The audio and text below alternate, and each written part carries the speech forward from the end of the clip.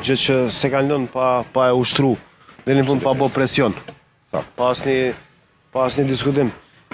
Tani, me shumë rëndësi është teksa po lëvizim këndej kryesiu të diskutojmë edhe mbi atë çfarë e njeh opinioni publik si exit poll, si sondazhe të ditës së zgjedhjeve, si një lloj matje.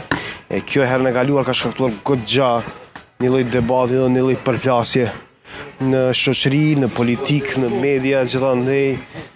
Si e ke parë këtë debat dhe këtë lloj përplasje?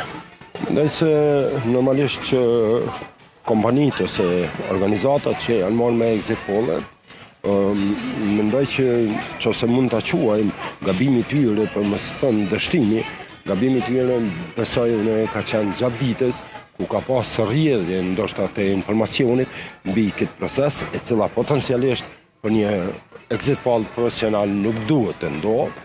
E dyta, besoj që ka qenë, po konsideroj unë, ka qenë numër jo i mjaftueshëm i të angazhuarve në kampionet mjaftueshme për të pasur rezultatet, cilat potencialisht nuk kalojnë vijën e marzhën e gabimit mbi 3%, eventualisht në maksimum 5%. Ne kemi pasur një huqje mbi dikon më duket 8%, ka qenë që është e madhe dhe jo profesionale.